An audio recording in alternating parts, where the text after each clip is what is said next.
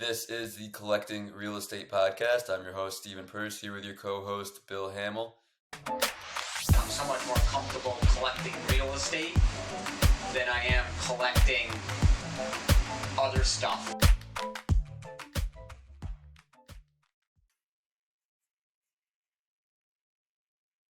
Thanks for everybody listening to the Collecting Real Estate Podcast. We have a local guest, great friend of ours today. We have Jeremy Sagaille from Schenectady, New York. He's been investing in real estate for just over 5 years.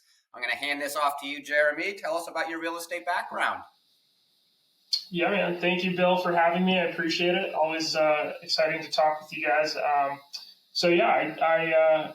live here in Schenectady. Been here basically since 2004. I was born in Florida, but moved up here. And a little real estate background.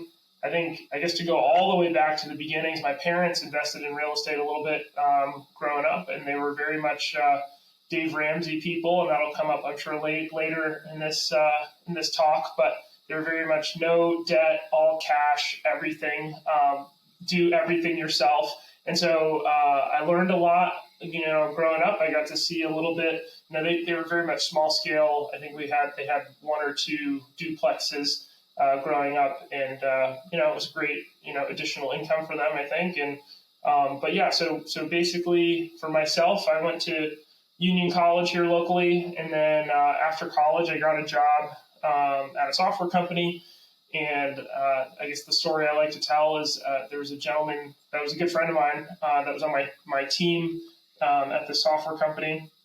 And I don't know how much he was making, but most software engineers are doing pretty well. So he was talking to us at lunch one day about how he wasn't sure how he was going to put his daughter through college. And I was like, this does not compute. Like, you've been a software engineer for probably 20 years. Like, how are you broke? Like, this doesn't make any sense. So that was kind of the beginning of my real estate journey. I went and read a ton of books on real estate and finance and all things investing. And basically after about a year or so, decided that real estate was going to be the direction I wanted to go into. And for a lot of reasons, but I think the tax implications and just having more control over the whole process and obviously the returns as well. So yeah, I got started with my first couple purchases back in 2017. I bought 2 triplexes to begin with. Basically, I saved, right out of school. I lived at home with my mom, saved as much money as I could, and purchased those first 2. I did 20 and 25% down respectively. That's like a whole long story about that. But so that was 6 units to start. And then basically over the course of about 4 years, renovated all of those. We had a lot of appreciation in the market.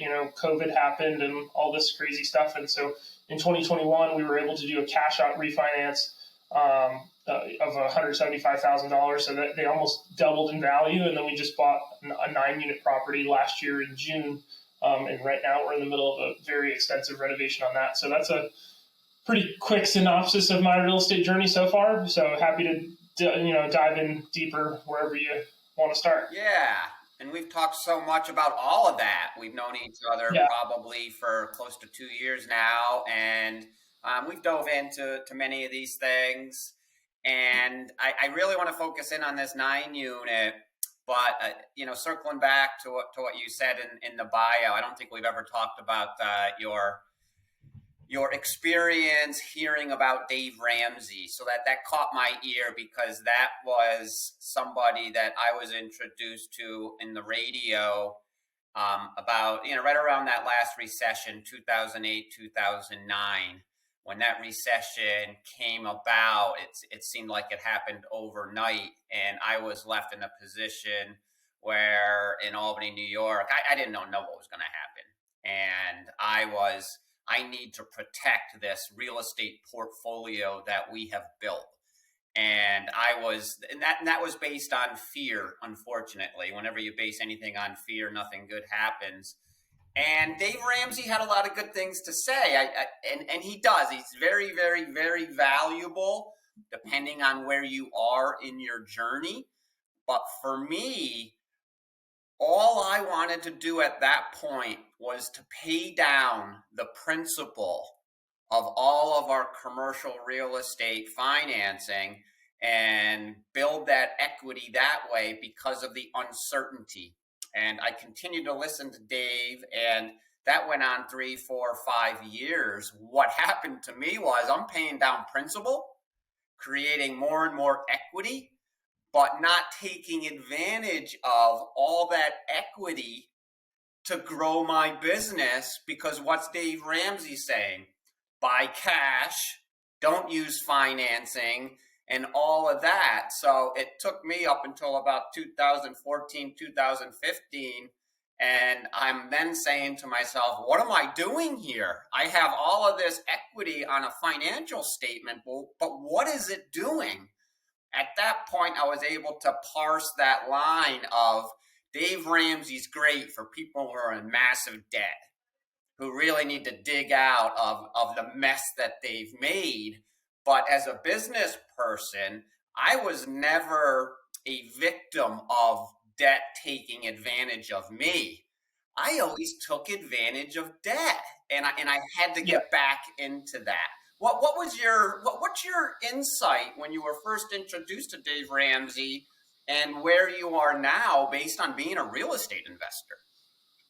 Yeah, that's a great question. I think as a young person, especially, I think so. Like, in the beginning of my journey, before I started, like I bought those 2 triplexes at 25, and at that point in my life, basically my only financial teachers were like my parents and maybe my grandparents. And I think I was very blessed and lucky that they were both relatively financially sound. Not a lot of debt, being smart about how they're spending, trying to live below their means. So solid foundation from that perspective. And so I think they instilled that into me. So like one of the things that Dave Ramsey espouses is no debt, don't use credit cards, stuff like that. And so I think that, again, it's all good advice. He doesn't really believe in good debt versus bad debt, but I really believe in that at this point. Basically, like if you're responsible and you're not, if you're not going out and buying a car on your credit card or something like that, or a new TV on your credit card. Like for this 9 unit, we're going to spend probably $300,000 to $400,000, and probably almost half of that I can spend on a credit card, which is very smart in my opinion, because guess what? Over that $200,000, it's 200,000 points. Now I've got, free travel for the next year at least. I know we don't fly a lot. My family and I don't fly a lot, but so I don't know. There's definitely ways to use that, and there's a lot of ways where you can use credit to protect yourself as well. So I think just going back to the original question, I think eventually I basically decided that, again, it's good advice, but I'm being responsible and I'm not, over leverage. You want to be careful. You just don't want to over leverage yourself. So making sure that I'm not over leveraging myself, trying to maintain at least 20-25% down as far as equity. Making sure my properties are cash flowing really well, and that anytime I am using temporary debt like a credit card, I'm using it for just general purposes. It's like I have the cash to pay for things, but I'm just using the credit card as a vehicle. I'm the one who's making money off the credit card company, the credit card making money off of me, so to speak. So I guess I'll leave it at that. Yeah, bottom line is whatever debt you're using for business, as long as your revenues, at least in the current time or the near future, if you're working on a project, once we get into this 9 unit, if we're working on a project and we're utilizing, whether it be credit card or any type of financing, if that project is going to pay for that debt, then that's what business is all about. If you're a consumer using debt for materialistic items, that is bad debt. So, the big question is for everybody to ask themselves is, are you an investor or are you a consumer? And a lot of these debt questions are answered based on asking yourself that question. Let's jump right into that 9 unit. Where is that, and how did you find that property?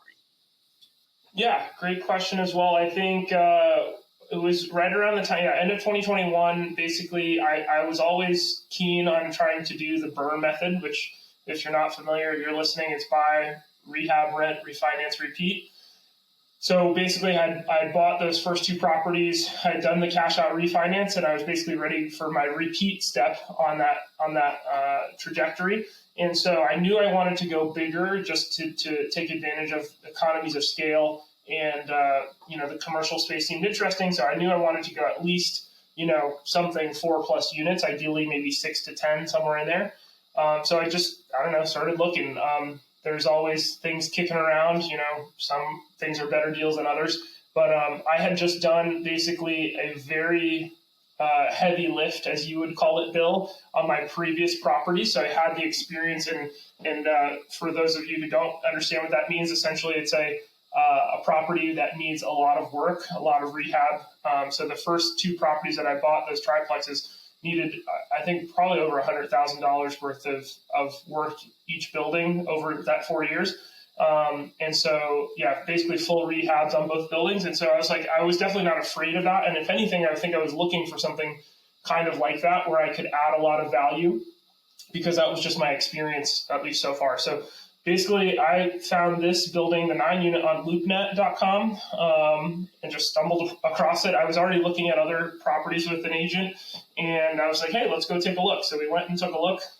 It looks pretty good. I think they originally had it up for like $600,000, and it was down to like $580. And then I think I offered like $525 or something. And then they said they had another offer, so come in with your best and final. So I came back at like $553, and they accepted. And then basically, after all the due diligence and stuff, there was a ton of stuff wrong with it. We knew going in, so I think we worked them back down another $50,000, down to like $503. So we closed at $503 in June of last year. So I guess that's the beginning of that. Yeah, I remember that first discussion we had on that. I was over at my 40-unit building in Colony, and you had contacted me, and I had some familiarity with that property. And yes, that property's a heavy lift, right? For sure. Are you able to use, I know you mentioned your first two properties in Schenectady, and they were heavy lifts. Are you able to utilize any of the contractors that you worked with there on this 9-unit? Yeah, so some of them yes, some of them no. I think that was probably some of the biggest learnings that I had from the first two projects, is like, there's a big difference between renovating like one apartment and one apartment over a series of months, and renovating 9 apartments. I'm trying to do 9 apartments in like 4 months. So there's a much different pace, much different scale. You need more professional people that can do this like full time. Like, I think for the first ones, I was just trying to save money basically wherever I could. I was less worried about how long things took.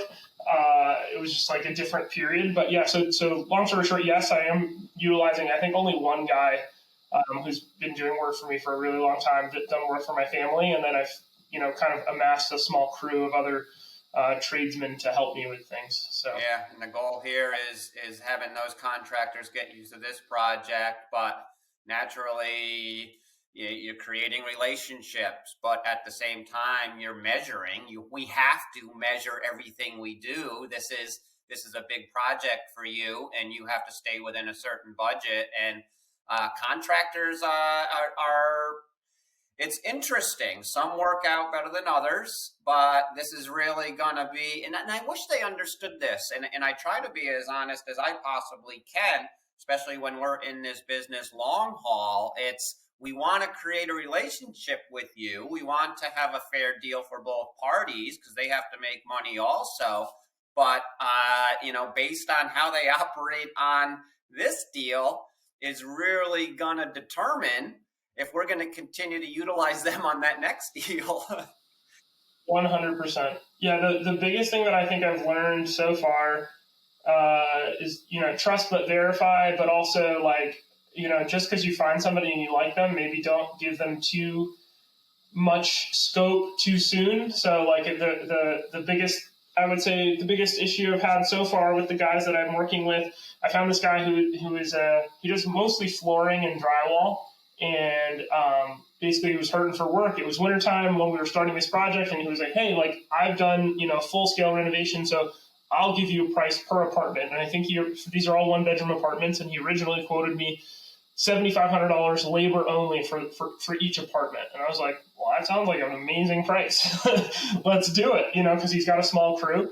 And I'm like, okay, let's see what he can do. And so basically the first 2 apartments, this was before we got the financing, the first 2 apartments like dragged on for months, like took forever. And it was because, again, he's good at flooring, he's good at drywall, he's not a plumber, he's not an electrician. So he had other tradespeople he was supposed to be bringing in, and he's not a GC by any means. And so I think this is another thing I'm learning. It's like, it's hard to find people. And if you find somebody who's good at something, just try to keep them in their lane. So basically what I've done now is like, that was frustrating and we had to kind of rehash our agreement. But now I've got 2 guys. So he's basically handling demo, drywall, flooring, paint, and like putting in like windows and doors. And then I've got another group of 2 guys that are doing all the finish work. So, installing the cabinets, doing the tiling and backsplash, doing all the trim work,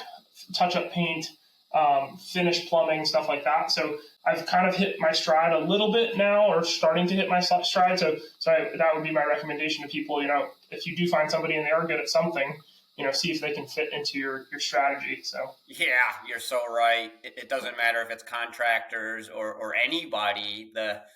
Anybody on anyone's team, we have to have the right people in the correct seats. So that's hugely valuable. If people don't understand that, you're going to find out very quickly as you go through your journey. I get a kick out of that $7,500 in labor. And once he starts subbing out some of that work, because you mentioned he's not an electrician, he's not a plumber. And based on a heavy lift where you're really getting into an apartment, once he gets the bid on the plumber and then the electrician, I don't know how much is left out of that $7,500. No, not a lot. That was the thing. It was like on top of that, it was, and then it was just like taking him forever to get stuff done. So then he was like asking for advances into like future work when he was still not done. I was like, I can't do that, buddy. So we finally renegotiated the deal. And I think that's part of it too, is I would say typically as the investor, you have to be, you're running the show at the end of the day. So you have to be the form that is holding all of your contractors. So like if they are not super organized, you have to be, so like I try to give him, he's not super detail. Like, if I give him a list, he's not that guy. But I think we've gotten to a place now where it's like, okay, like I've given him the stuff that he likes doing and the stuff that he's good at doing. And I've learned enough about him and what he can and can't do that I can try to, stick him on the things that he's good at, and then he goes quickly on, and then, delegate all the other work. Yeah, so he's not the general contractor. You are. No. That's extremely clear at this point. So let's get into some of the tenancy here. And when we buy some of these buildings, a lot of times it could have a lot of vacancy, and it commonly has people that have lived in these buildings a long time. You bought this property because the rents were so low.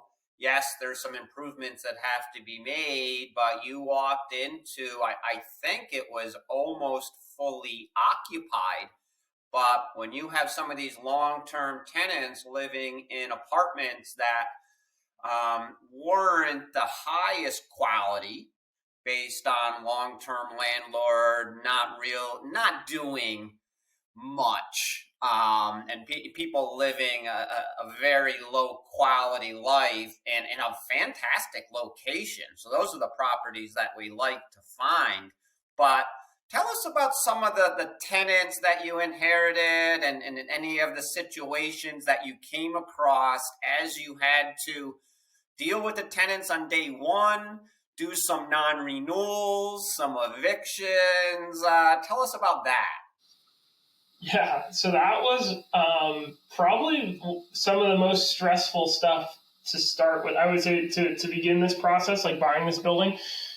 Like, I think a lot of people think landlords are like, big, bad, rich people who are just trying to ruin people's lives. And I personally rebel against that. Like, I really try to bring empathy to every situation. And I feel genuinely bad that some of these people have to leave because either they're not paying rent or I'll talk a little bit more about this. But yeah, it was definitely super tough. So basically what happened was right as we closed, I sent letters, or I basically slipped letters under all of the tenant stores. I think 7 of the 9 were rented when I bought it.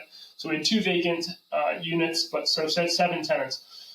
So basically, I guess to start, the previous owner was not super transparent on who was and was not paying rent. Like, I think they were like, oh yeah, like everybody's pretty good. And then, first month goes by and I think 3 or 4 tenants didn't pay rent on time.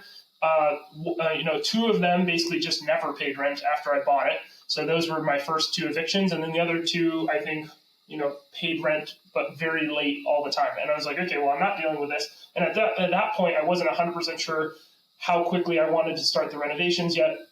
That kind of came a little bit later. But so basically the first thing that happened was non-renewals for those people, started those evictions. I had one tenant who was very adamant about trying to get placed as a Section 8 tenant, and that's not something I've done before. I would say most of our other properties are definitely like on the luxury end of things. So we haven't really dealt with lower income properties yet. And so it was a new process for me. So I was just like, hey, like, I'm not really sure what I'm doing yet, but, screw it. I'll just, try to get this guy a Section 8 voucher just so we can have some extra rent coming in. That one turned into a quite an interesting story. I told you this, I think, but basically, long story short, the guy, we got everything planned out. We did the inspection, and then literally, I think it was 2 days or 3 days before his Section 8 voucher was supposed to start. I was actually in Mexico at a wedding with my wife, and we're in the hotel, and I get a text from a random number that I don't know who it was, and turns out this guy had been living not by himself, like he had told me. He had somebody else living with him that was paying his rent, and it was this woman who was his roommate. I don't know, it was really sketchy. And she's like, hey, Jeremy, you don't know me, but I've been paying Patrick's rent, and I walked into his apartment this morning, and I found him dead on the couch. And I was like, what? So I'm in Mexico when this happened, and then 2 days before this happened, we had a fire in the building where another tenant had thrown out some 9-volt batteries. The fire department it spontaneously combusted in the trash can. The fire department came and busted the guy's door down, and another tenant called me about that guy wasn't even home. So it was definitely a bit of a mess to start, but we've kind of course corrected since there. Basically, at this point, we're doing a full-scale renovation of the building. So we've, at this point, given everybody non-renewals. Everybody will be out of the building by April or May. So I don't know. That's a little bit of the beginning. Yeah, usually it takes collecting some properties over a period of time before you have your first dead person, and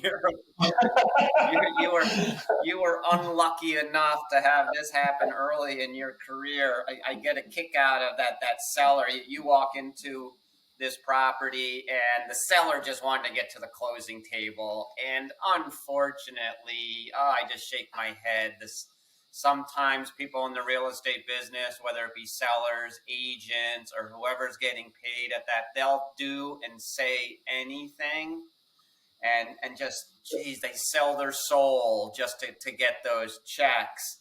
And I get it. The one thing that people need to look out for right when you're ready to sell and you have tenants that are behind on rent, the landlord may scramble and start dissolving everyone's security deposits to pay the back rent that's owed. So now you're walking into a closing and you're finding out at the 11th hour that now there's no security deposits.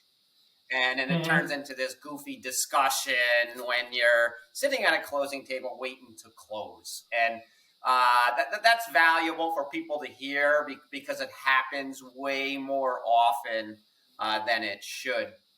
You mentioned that you are going to have all of these buildings vacated by April, May. Where are you in the process now out of the 9 units with your remodeling? And what exactly is your plan to remodel apartment by apartment and fill it up at the same time? Is that the idea? Yeah, so I've kind of gone back and forth on this, but my latest decision, I guess, would be so we started the initial renovations on two apartments that became vacant like late last year. So those are complete now. So we have two apartments that are fully complete. We're almost done with a third. We should hopefully be done with that maybe end of next week. And so originally my plan was to finish. Finish one apartment at a time, try to get it leased up. But basically, what I've decided is like we are going. I think I've shown or you've seen some of the pictures, and I can share some with you, maybe to add for other people to see. But basically, we're going for very much like luxury apartment vibes on this. So it's very high end. Quartz countertops, everything sheetrock ceilings. We recessed lighting. They have balconies that are going to be all refreshed. Spa-like showers, really, really, high end with like the finishes and stuff that we went with. So I think at least right now, my plan is to kind of hold off until we're pretty close to being done with the building. I think I want to have maybe only one or two apartments left to be renovated or at least be ready. Cause like right now the hallways are still very dated, like from the 80s or whenever it was originally built. And so like all of that needs to be refreshed. So essentially I want the building to be almost done before I really start putting people in there, because I don't want to be renting basically at top dollar. I'm trying to get 16. I think I'm going for, I'm shooting for 1,600 a month on these apartments. That's what I'm shooting for. I did, up from originally, I think I was going to shoot for 1,350, 1,400. And I've put them up so far and I've gotten some traction on it. So basically, charging that amount of rent, I don't want, people saying, hey, I'm paying $1,600 a month and I've got some guy hammering next to me all day long, So that's basically where I'm at right now. I'm going to wait, I think, a little bit longer, get the building almost done, because then it's a little easier to show. And then you can, you see the progress. The driveway's done. The sidewalks are done. The building is painted. It's 80, 90% there. There's just a couple, little things to finish up. So at least right now, that's the plan. So Gotcha. And I think most of our audience knows this is a classic value add rent growth deal. You're putting, what'd you say, about 400,000 into this project? Yeah, we applied for 360, which we were approved for and closed on. That's like a whole other story. But basically, I made some mistakes and oversights on the budgeting plan, and then also the code enforcement guy or building inspector also basically forced us to do some things that ended up costing us some significant cost overages. So I think we're going to basically go back to the bank and request another potentially $100,000. I'm not sure. We'll see what they approve us for. I just sent that request in earlier this week. So could turn into a $450,000 project over this period of time. So yeah. So you bought this property for a little over $500,000. You're going to be putting $400,000 to $500,000 into it, and there's the value add. But average rents, if I remember correctly, what were they being rented at? $700. Yeah, 700, 750. So we're going to be more than doubling the rents ideally. We're shooting for 1,600, and that will include heat and hot water. I'm kicking around, like we ran all of the cabling for the Wi-Fi throughout the building. So I'm kicking around the idea of either including that or adding that on as an additional charge or something like that. So we're still figuring out the pricing and packaging a little bit on this, but that's the plan. Yeah. So instead of just purchasing a building that is in tough shape, almost occupied, getting very, very, it's not like they were overpaying rents. They were living in bad apartments in a great neighborhood. Once again, it's all about that great neighborhood. If it wasn't in a great neighborhood, this was most likely a non-starter purchase for you. So you are able to add $800-900 in rent, and that's going to pay for the $400,000 to $500,000 CapEx. If you were just to buy this building, you could run this and cash flow it, buy it for $500,000, maybe raise the rents a little bit and slumlord. Or you buy this type of property, you put in the heavy lift, you put in the work. It's a great location, so now you're able to have a building you're into for about $1 million, but when you're getting $1,600 per month rent times 9 units, the returns make sense. For sure. Yeah, I mean, for people that are into the numbers like myself, I think when we bought it at 503, I think our mortgage taxes insurance was like $3,500 a month. And I think we were grossing approximately like $5,500, $6,000 a month. And then when it's done with the debt service, mortgage taxes, insurance, and commercial construction loan, at least for this initial loan, we were shooting for all in expenses was going to be around $6,000 a month. But then now with the increased rents, we should be close to $15,000 a month in gross rents. So that leaves us a pretty nice spread. Obviously, there's going to be utilities and other maintenance costs, but ideally it should be relatively low considering the amount of money we're putting into the building, to get things moving. So awesome. So I love listening to some of the tenant stories and some of that craziness, but you had mentioned code enforcement in the building department. Here's another angle that I don't want to say it's entertaining. It's entertaining. We're laughing now. So at the time, it's either you're gonna laugh or you're gonna cry. Tell us about your experience getting into this property and how you were approaching it, and when you met the code enforcement inspector.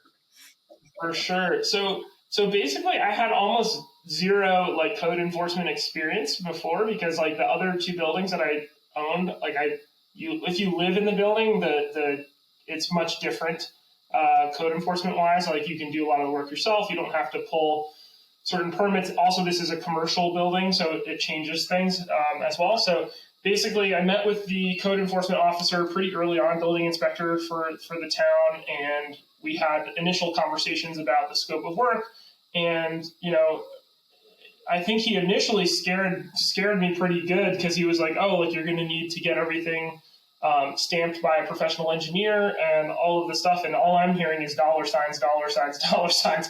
And I'm like, okay, for most of the work we're doing, it's not terribly structural. There was one wall we're removing inside of the apartments, so to open things up.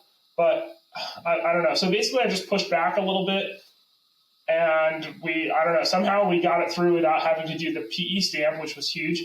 But so basically, interior-wise, it's very extensive. We're basically gutting each apartment almost to the studs in some areas, and then replacing everything from the ground up. The whole ceiling's coming out, replacing everything. So basically, in that case, because there was an existing drop ceiling that was not fire rated, I don't know how they got away with that, but they did.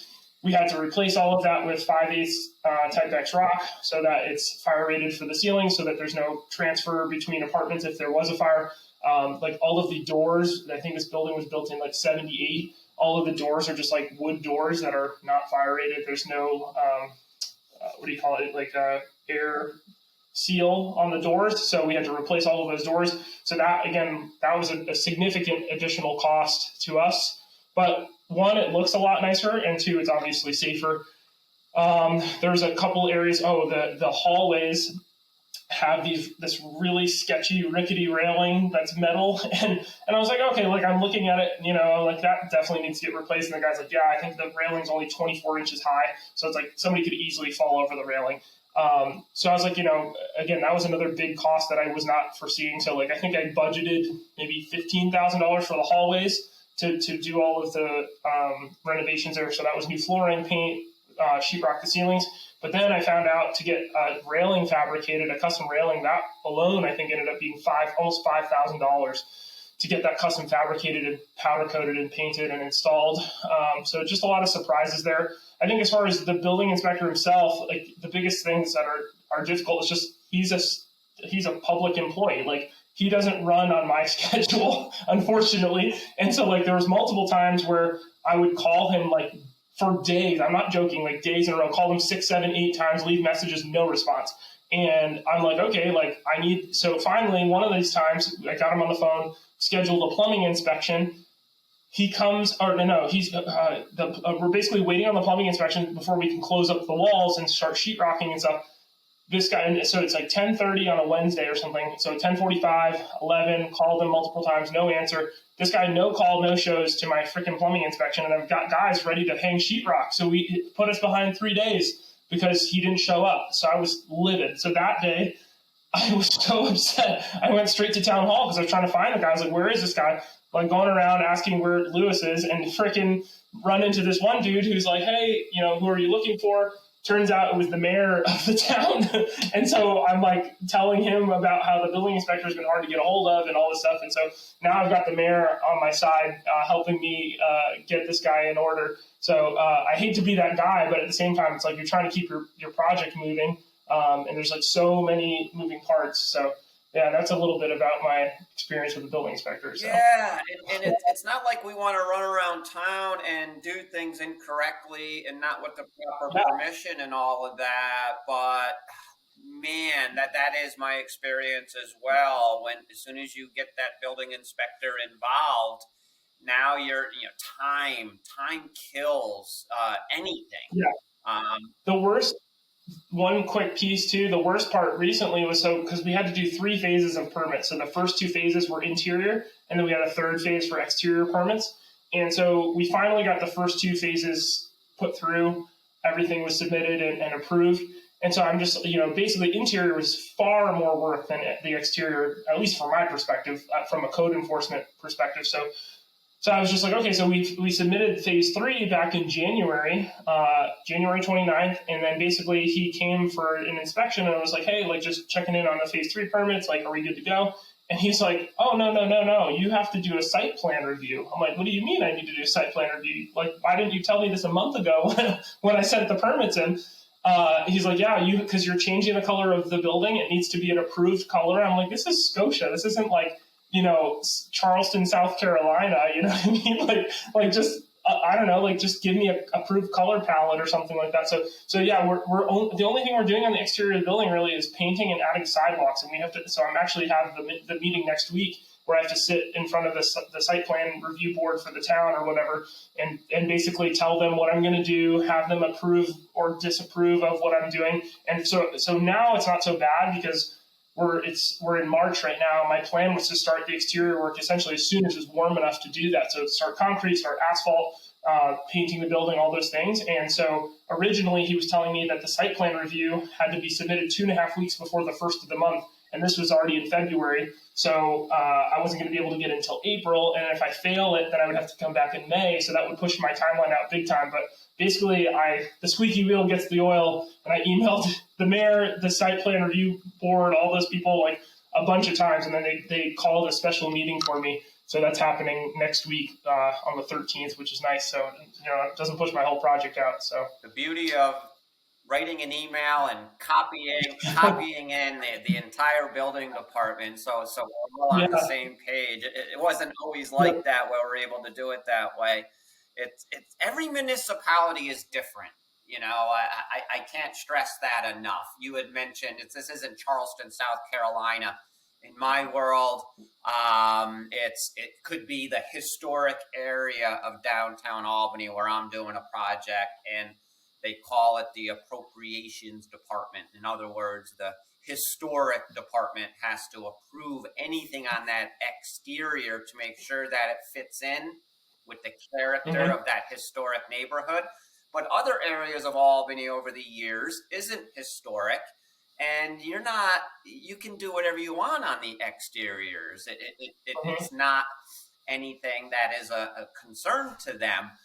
And I'm so shocked, Scotia, New York, you have to go through this type of appropriateness check on your exterior on a 1978 building where you're remotely located. You don't even really have neighbors close by. No, I don't. I think I think for me personally, that's the thing that's the most frustrating is it's like, I'm going to be spending almost $500,000 renovating this building, trying to make Scotia a better place. The place is severely deteriorated, dilapidated outside right now. Like the siding is like all moldy and gross. Like it needs to be pressure washed and painted. A bunch of stuff needs to be replaced. And so it feels like they're putting barriers in front of me to, as the investor trying to do that. It's like, I don't know. And on top of that, it's like I've already shown them the caliber of work that we're doing.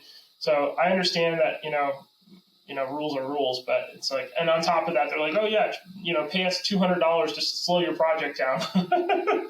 Yeah, early on in my career, I was changing a single family to a two family. I bought it because it had at an auction, and it had separate electric meters, separate gas meters, and I was early on in my career, so I was learning as I went, and assumed when I bought this property at auction, it was already zoned for a two family. It was being used as a two family. The utilities were all separated, but I found out it's a one family. Now I have to get that zoning change. And boy, it's not my cup of tea. And it's kept me away from this area of real estate investing where we're trying to get changes of use, because I was so uncomfortable at that planning board meeting where I had these 8 people listening to me, listening to the attorney, and you're just crossing your fingers that they're going to give you permission to actually execute the building the way that it's been run for the past 30 years. Yeah, no, that's super tough. I know that for our other properties in Schenectady, there are 3 units, and there's enormous attics that I would really love to transition into another apartment. And they're already zoned multifamily, but I think it's zoned as a 3-family, not a 4-family. So I got to look into that, because that's one of the things I'd like to do in the future. But yeah, it's definitely scary, because it's like you feel like they have your life in their hands, or they have your life in their hands a little bit, So what does it look like now? Right before we wrap up here with the outro questions, you've got the building department almost situated, and you have the plans to make these luxury apartments your projected rents. But at this point, on a monthly basis, is it fair to say that you are the general contractor managing these subs, and you're left having to, this is the important thing, measure on a weekly, monthly basis, staying on budget, because this is what it's all about? Yeah. Yeah, I would say definitely. I would definitely categorize myself as the GC right now. I've got multiple subs that are doing different things. I'm pretty much there every day, at least once a day, if not more, because like yesterday I was there and they're running some plumbing, and they're putting in a washer dryer hookups, and we're going to be putting in a washer dryer. And for anybody that knows anything about plumbing, you have to have a P-trap on every drain, otherwise you get plumbing gases that come up through the drain, which is not good. And my guy is just going quickly, and I'm looking in the wall, and it's just a straight pipe down to the drain. I'm like, hey, no. And then I'm like, hey, though even worse is like, hey, what did you do the other one like this too? And he's like, oh, no, I that one was fine. So I went, and I was like, you know what? I'm going to cut the wall open just to check. Cut the wall open, straight pipe. Oh. So on top of him lying straight to my face, it's like he has to go redo that plumbing now. So yeah, so it's just like a constant battle, just staying on top of people, making sure things are not only getting done, but also getting done correctly, and to spec. Because again, like, we're going to be charging a lot of money for these apartments, and I don't want anything, like that, especially happening. So yeah, managing that, making sure all the materials are getting there on time, managing the inspections, between the plumbing and electrical, and then the final CO inspections and stuff like that. But yeah, that's kind of the day-to-day right now, until we get into the exterior stuff. But yeah. Love it. So yeah. I want to have you back.